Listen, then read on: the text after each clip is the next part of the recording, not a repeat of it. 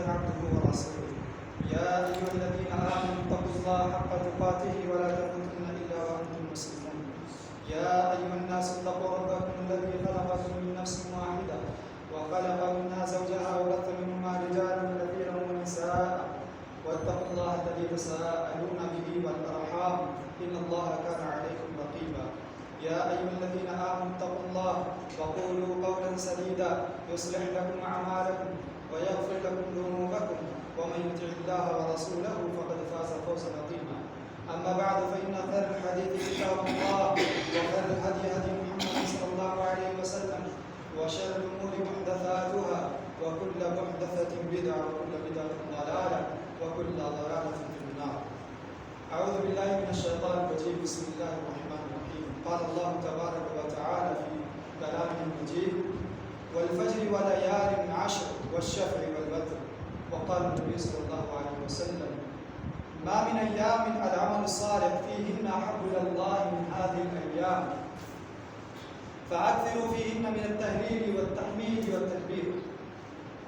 حاضرین جمعہ و جماعت، عزیز بچوں، نوجوان ساتھی، بزرگوں، ہم انسانوں کو اگر تعریف کرنی چاہیے، ہم انسانوں کو اگر کسی کی کبریائی بیان کرنی چاہیے، اور خصوصی طور پر ہم مسلمانوں کو کسی کے مقام کی عظمت اپنی زبان سے اگر ہم بتلانا چاہیں اور بیان کرنا چاہیں تو وہ رب ذوالجلال کی عظمت ہونی چاہیے، اور وہ رب ذوالجلال کی کبریائی ہونی چاہیے، اور وہ رب ذوالجلال کی صفات ہونی چاہیے، اور رب ذوالجلال کی تعریف ہونی چاہیے. کیوں؟ کیونکہ اسی کی بنائی ہوئی یہ ساری کائنات ہے، اور اسی کی بنائی ہوئی ہم ایک عظیم مخلوق ہیں. تو لہذا ہم مسلمانوں کو خصوصی طور پر اپنے رب ذوالجلال کا شکر گزار بندہ بن کر رہنے کی کوشش کرنی چاہیے. درود و سلام نازل تمام انبیاء علیہ السلام پر، آدم علیہ السلام پر، نوح علیہ السلام پر، عیسیٰ، موسیٰ، زکریا، ابراہیم، اسماعیل، اسحاق، یعقوب، البتہ تمام انبیاء علیہ السلام پر، خصوصاً آخری نبی جناب محمد رسول اللہ صلی اللہ علیہ وسلم. حاضرین، جس طریقے سے انسانوں میں کچھ انسان بڑی عظمت والے ہوتے ہیں، آپ کو اور مجھے پتہ ہے کہ اللہ تبارک و تعالیٰ نے جو مخلوق بنائی، ان مخلوق میں رب ذوالجلال نے کسی کا مقام بڑا رکھا اور کسی کا مقام چھوٹا رکھا، کسی کو اشرف المخلوقات بنا دیا اور کسی کو اس سے کمتر. انبیاء رب ذوالجلال نے بھیجے تو انسانوں میں کہا یہ جو مقدس جماعت ہے انبیاء اور رسولوں کی، یہ میری مقدس جماعت ہے، یہ میرے مقدس بندے ہیں، تم انسانوں میں سے کوئی ان کے مقام تک نہیں پہنچ سکتا ہے.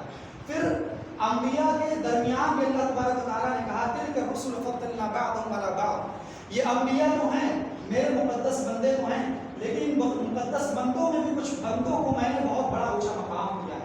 موسیٰ، عیسیٰ، نوح، ابراہیم اور محمد رسول اللہ صلی اللہ علیہ وسلم تمام انبیاء میں ایک ممتاز حیثیت رکھتے ہیں. پھر ان پانچوں میں بھی محمد رسول اللہ صلی اللہ علیہ وسلم سب سے ممتاز مقام رکھتے ہیں. اللہ تبارک و تعالیٰ نے ایسے ہی سال کے اندر 12 مہینے رکھے، اور 12 مہینوں کے اندر رب ذوالجلال نے کہا کہ ان 12 مہینوں کے اندر 4 مہینے حرمت والے ہیں اور 4 مہینے عظمت والے ہیں. وہ 4 مہینے منہا اربعۃ حرم، پہلا مہینہ شروع ہو چکا ہے حرمت والا، اور شروع کیا بلکہ ختم ہونے پر ہے، اور مسلمانوں کو اس کی حرمت کا اور اس کی عظمت کا پتہ ہی نہیں ہے، اس کا شعور ہی نہیں ہے.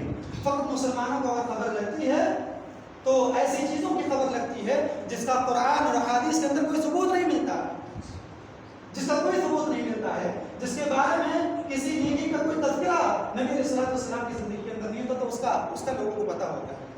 ذی القعدہ کا مہینہ چل رہا ہے، یہ وہ ذی القعدہ کا مہینہ، آج 24 تاریخ ہے، عربی تاریخ کی 24 تاریخ ہے آج. یہ رب ذوالجلال کی نگاہ میں حرمت والا مہینہ ہے اور عظمت والا مہینہ، یہ پہلا مہینہ. اور اس کے بعد دوسرا مہینہ ماہ ذی الحجہ کا ہے، جس کے اندر ہم قربانی کرتے ہیں، جس کے اندر ہم جانوروں کو قربان کرتے ہیں، جس کے اندر ہم اسلام کا ایک شعار ادا کرتے ہیں، وہ دوسرا مہینہ ہے. اور پھر تیسرا مہینہ محرم الحرام کا ہے، جس کو لوگوں نے خرافات سے جانا، جس کو لوگوں نے شرکیات سے جانا، جس کو لوگوں نے ماتم کا مہینہ بنا دیا. یہ 3 مہینے حرمت والے اور عظمت والے مہینے تھے. اور پھر رجب کا مہینہ جو کہ شعبان سے پہلے والا مہینہ ہے، شعبان سے شوال سے نہیں پہلے والا مہینہ جو ہے رجب کا مہینہ، یہ 4 مہینے 12 مہینوں کے اندر رب ذوالجلال کی نگاہ میں یہ عظمت والے ہیں اور حرمت والے ہیں، ان کا مقام بہت بڑا ہے۔ ظلم کرنا یہ تو ہر مہینے میں منع ہے مسلمانوں کے لیے اور انسانوں کے لیے، لیکن ان 4 مہینوں کے اندر فَلَا تَظْلِمُوا فِيهِنَّ أَنفُسَكُمْ، اس میں خصوصی طور پر تمہیں ظلم نہیں کرنا ہے۔ خصوصی طور پر اگر اس میں تم نے ظلم کیا اور اس مہینے کی حرمت کا خیال نہیں کیا، اس مہینے کی حرمت کا، تو جان جاؤ اس کا انجام بھی بہت بڑا ہوگا اور اس کی عاقبت بھی بہت بڑی ہوگی، جس کا انجام تمہیں بھگتنا بہت مہنگا پڑے گا۔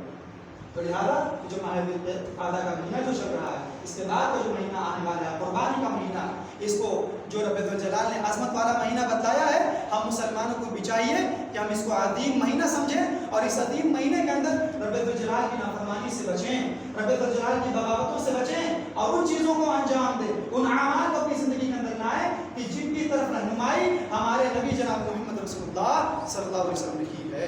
اسی وجہ سے محمد رسول اللہ صلی اللہ علیہ وسلم ہمارے درمیان موجود ہے۔ یہ جو اس کے بعد مہینہ آنے والا ہے ماہ ذی الحجہ کا، 4 روز کے بعد یا 5 روز کے بعد شروع ہوگا۔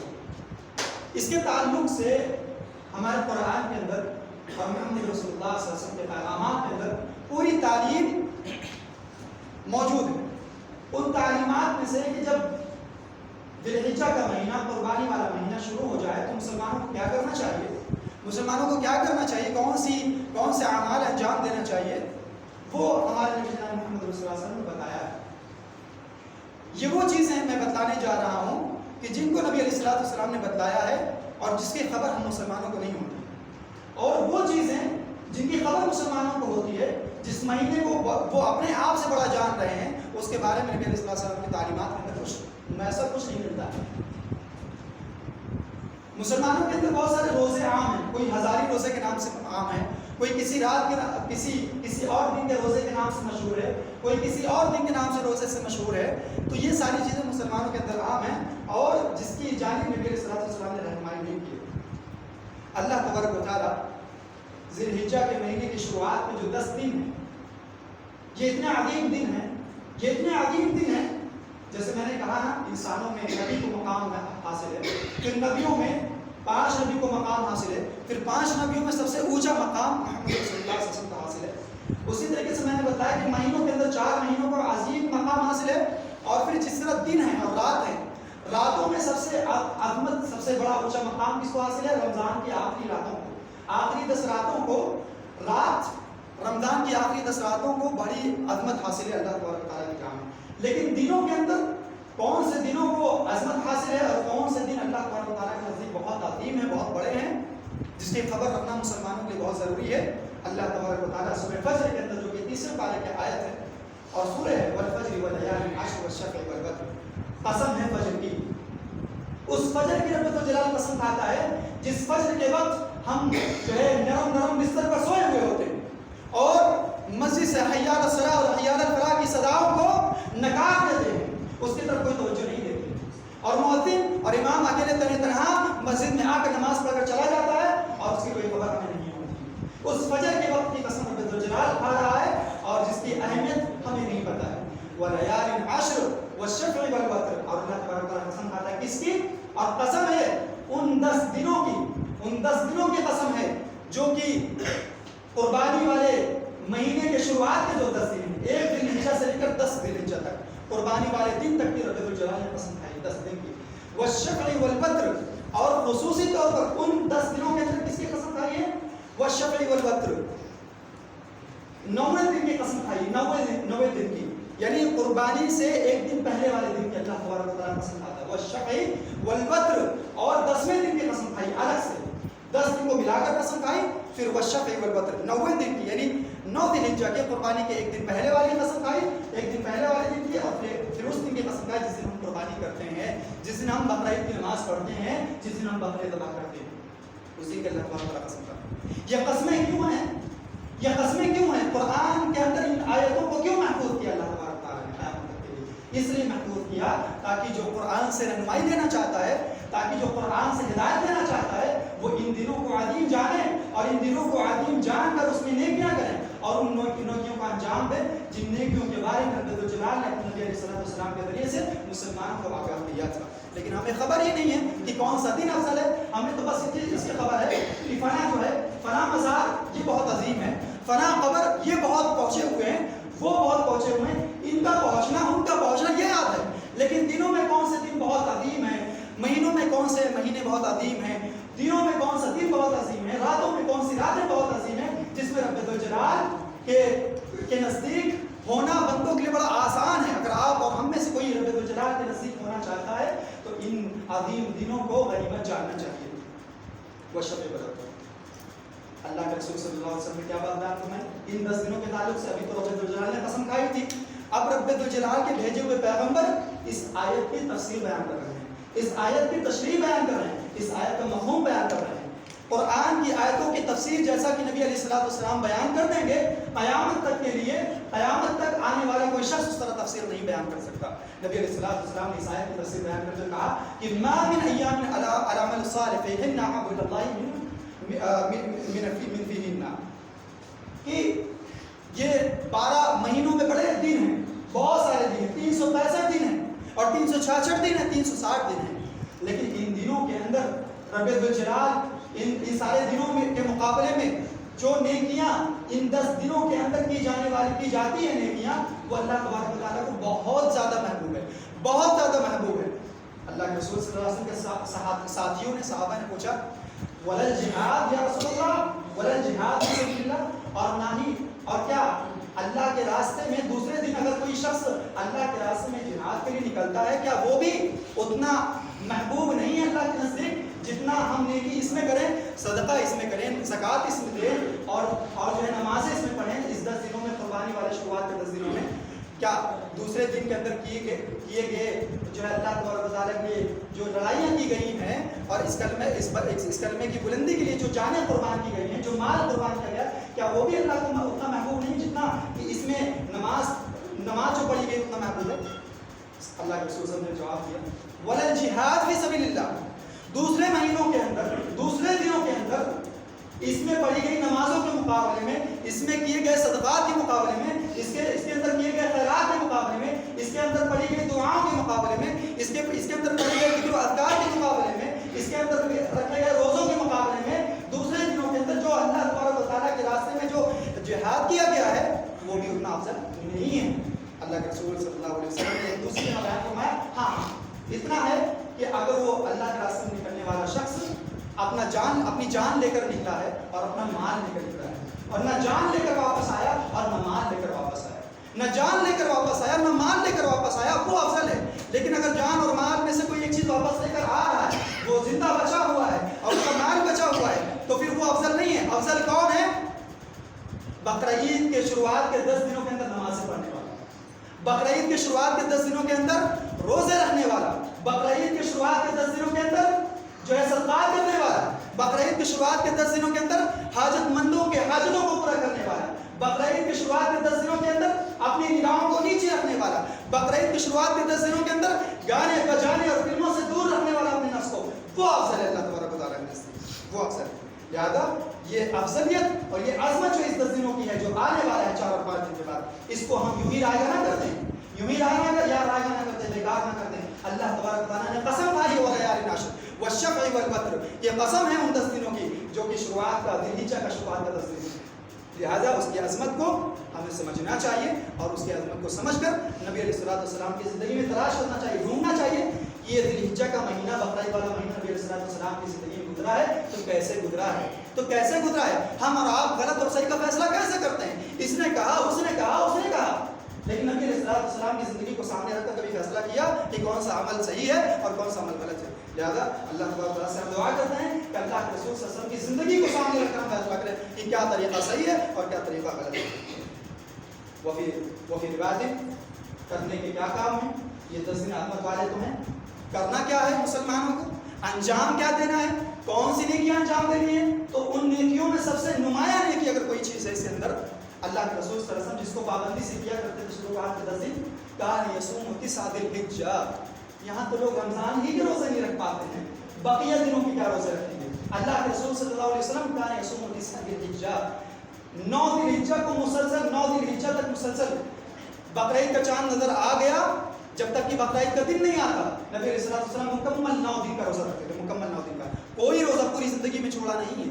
نبوت ملنے کے بعد رب ذوالجلال نے جو ان کو نبی بنا دیا اور مسلمانوں کے لیے, انسانوں کے لیے جب رحمت بنا دیا تو رحمت کے راستے نبی علیہ السلام نے بتائے اور اس پر چل کر کے بتایا کہ دیکھو میں بھی تمہیں میں سے ہوں, جب میں عمل کر سکتا ہوں تو تم میری امت ہو, تم کیوں عمل نہیں کر سکتے. کانے سمت سدیجہ تو 9 لگاتار روزہ اللہ کے رسول رکھتے تھے. جو ہزاری روزہ رکھتے ہیں, جو ہزاری روزہ جانتے ہیں, جو لغوی روزہ جانتے ہیں, جو اور بہت سارے روزے جانتے ہیں, میں ان کو دعوت دیتا ہوں کہ آپ اور ہم نبی علیہ السلام کی امت ہیں. وہ عبادت نہیں ہے, وہ عبادت نہیں ہے جس پر نبی علیہ السلام کی مہر نہ لگی ہو. بتائیے ہزاری روزوں پر اور فلاں روزوں پر کس کی مہر لگی ہے؟ یہ وہ روزے ہیں 9 دن کے روزے جس میں نبی علیہ السلام نے پابندی کی ہے. ہمیں اور آپ کو پابندی کرنی چاہیے, ان روزوں کو رکھنا چاہیے جن روزوں کی رہنمائی اور جن روزوں پر اللہ کے رسول صلی اللہ علیہ وسلم نے عمل کیا ہے. فَأَكْثِرُوا فِيهِنَّ مِنَ التَّهْلِيلِ وَالتَّكْبِيرِ وَالتَّحْمِيدِ. اور نبی علیہ السلام کیا کرتے تھے؟ اللہ کے رسول کا یہ دن بڑے عظیم دن ہیں, اس کو ضائع نہ کرنے دینا. غافل مت ہو جانا ان دنوں میں, اور غفلت کی نیند مت سو جانا, اور غفلت کی چادر اوڑھ کر مت بستر پہ لیٹ جانا, بلکہ کیا کرنا؟ فَأَكْثِرُوا فِيهِنَّ مِنَ التَّحْلِيلِ, لا الہ الا اللہ کہتے رہنا, لا الہ الا اللہ کہتے رہنا, والتکبیر اور اللہ اکبر لا الہ الا اللہ کہتے رہنا, والتحمید اور الحمدللہ کہتے رہنا. یہ وہ کلمات ہیں, یہ اور یہ وہ دعائیں ہیں, میں مسلمانوں کو بھی ایک بات دینا چاہتا ہوں کہ ہم میں سے بہت سارے لوگوں کو یہ غلط فہمی ہے کہ فرض نماز کے بعد صرف ہاتھ اٹھا کر دعا مانگنے کو ہی دعا کہتے ہیں, ہاتھ اٹھا کر دعا مانگنے کو ہی دعا کہتے ہیں. یہ غلط فہمی ہے, اس غلط فہمی کو دور کریے, بلکہ ہر وہ چیز دعا ہے جس میں اللہ تبارک و تعالیٰ کا نام ہو. اور سب سے بہترین دعا کیا ہے؟ لا الہ الا اللہ. میں ایسے نہیں کہہ رہا ہوں, آپ کو ایک دلیل بتا رہا ہوں, اللہ کے رسول صلی اللہ علیہ وسلم نے کہا کہ خیر الدعاء دعاء یوم عرفہ وخیر ما قلت انا والنبیون من قبلی لا الہ الا اللہ وحدہ لا شریک لہ لہ الملک وله الحمد وهو على كل شيء قدیر. ہم میں سے بہت سارے لوگوں کو یاد بھی ہوتی دعا, لیکن لوگ اس کو دعا نہیں سمجھتے ہیں, لوگ اس کو دعا نہیں جانتے. اللہ کے رسول صلی اللہ علیہ وسلم کیا کہا ہے؟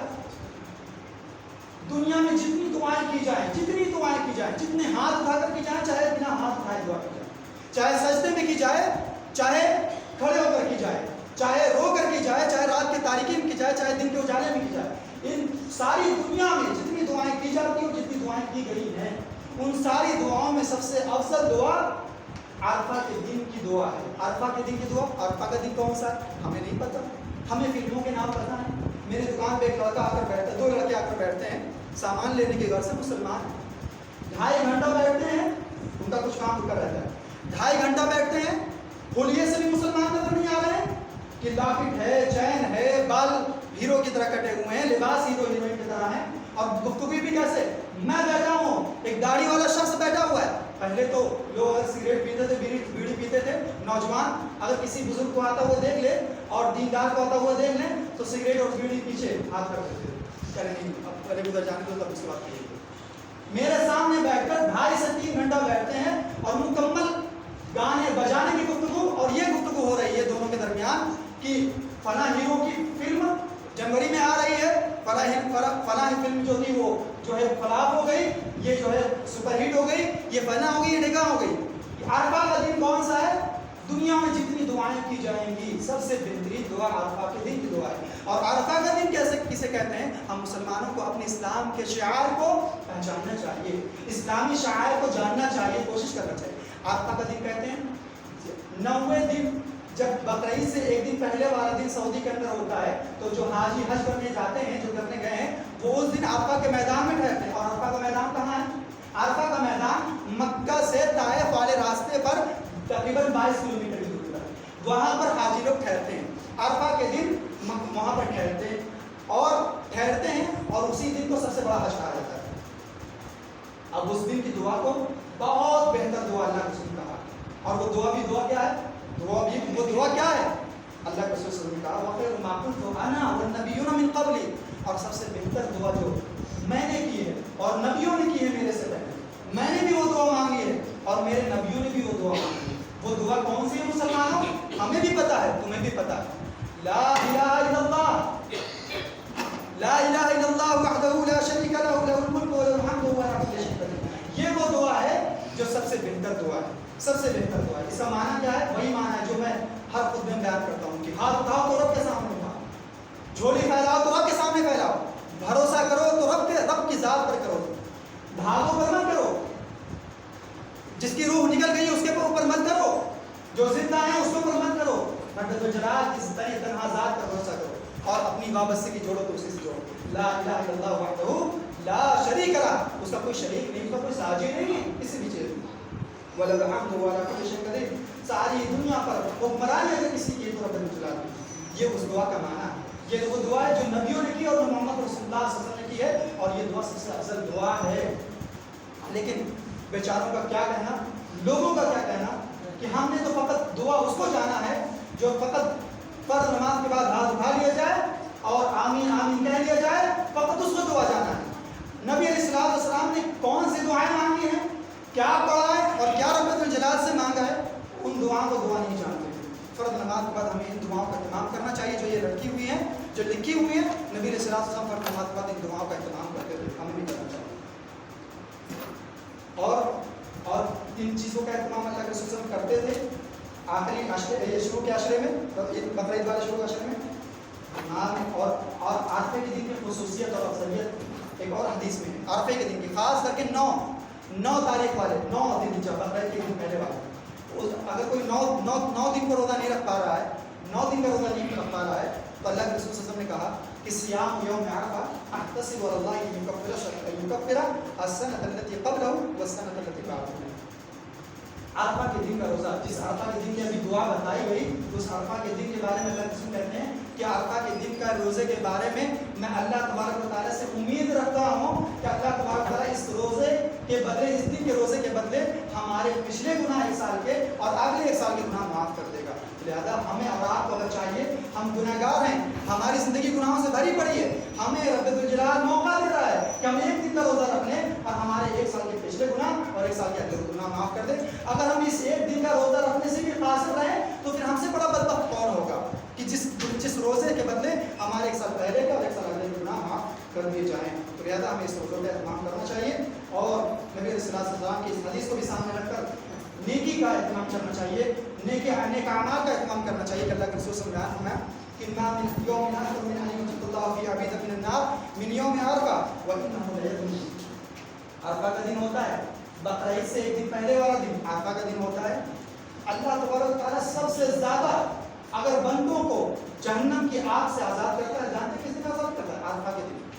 عرفہ کے دن آزاد کرتا ہے بندوں کو سب سے زیادہ. وَإِنَّهُ لَيَدْنُو, اور اللہ تبارک و تعالیٰ قریب ہوتا ہے بندوں سے. وَإِنَّهُ لَيَدْنُو, اور قریب ہوتا ہے اللہ تبارک و تعالیٰ. ثُمَّ يُنَادِي بِهِمُ الْمَلَائِكَةَ, پھر فرشتوں کو کہتا ہے, پھر فرشتوں کو کہتا ہے کہ مَا أَرَادَ هَؤُلَاءِ, یہ جو عرفہ کے میدان میں اپنے گھر کو چھوڑ کر, اپنا من پسند لباس کو چھوڑ کر, صرف 2 کپڑے میں احرام میں لپیٹے ہوئے اپنے آپ کو, اپنے جسم کو, جو اپنے گھر کو چھوڑ کر آئے ہیں, اپنے بیوی بچوں کو چھوڑ کر آئے ہیں, اپنے کاروبار کو چھوڑ کر آئے ہیں, دنیا جہان کی قربانی دے کر اس میدان میں ننگے بھوکے کھڑے ہیں میرے سامنے. ما اراد هؤلاء, یہ بندے کیا چاہنے کے لیے کھڑے, کیا ان کی ضرورت ہے, کیا حاجت ہے ان کی.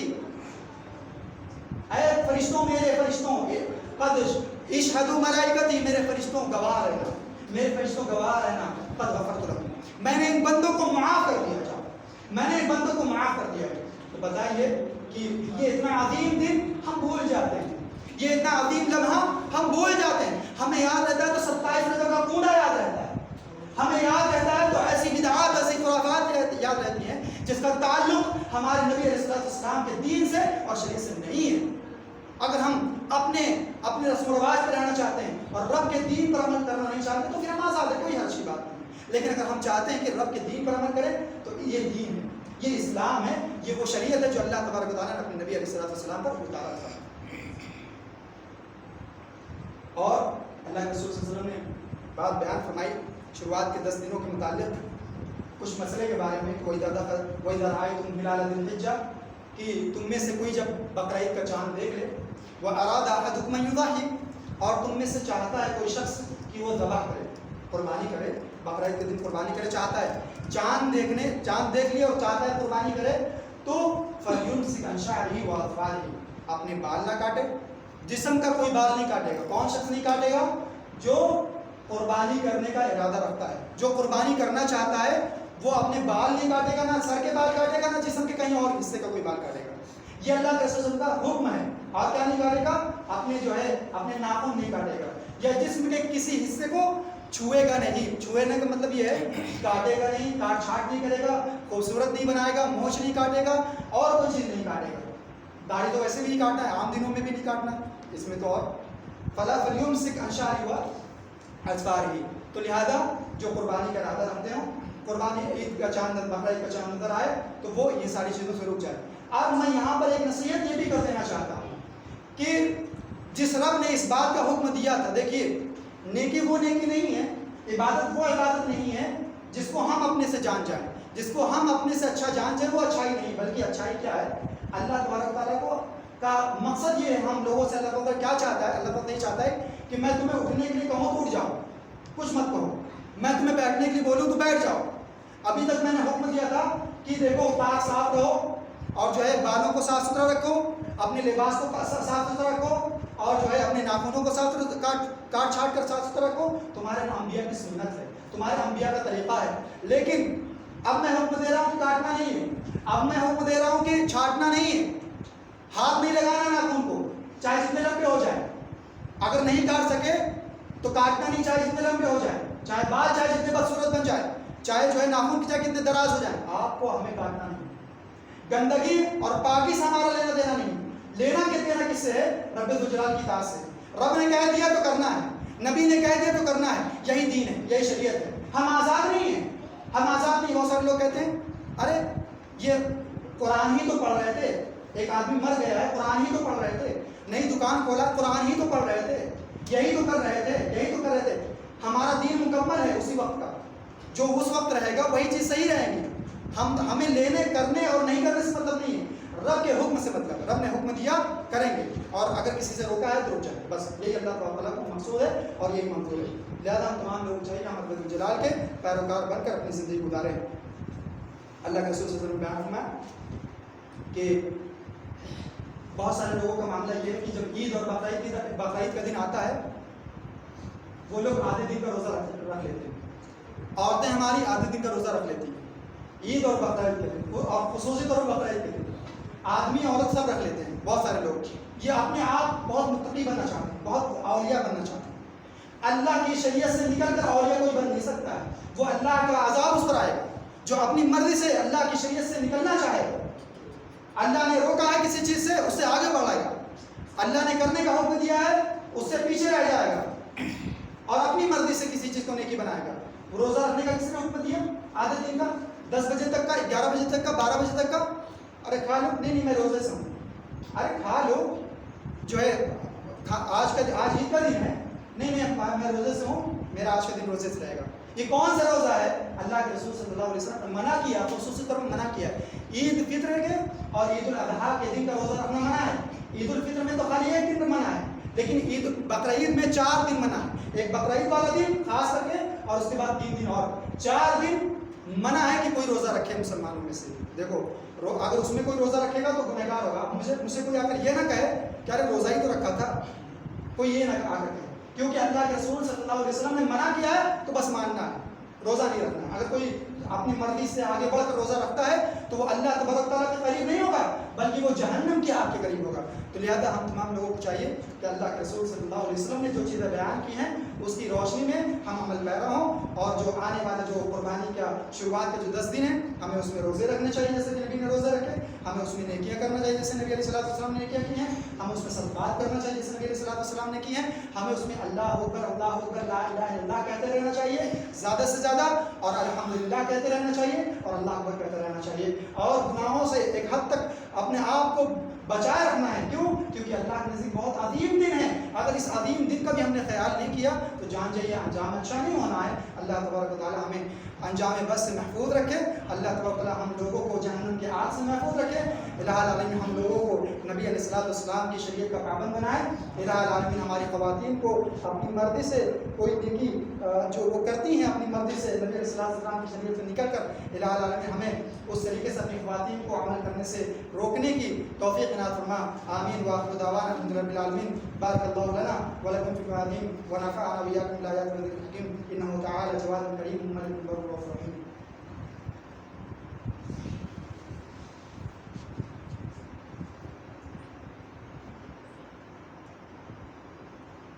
إن الحمد لله نحمده ونستعينه ونستغفره ونعوذ بالله من شرور أنفسنا ومن سيئات أعمالنا. من يهده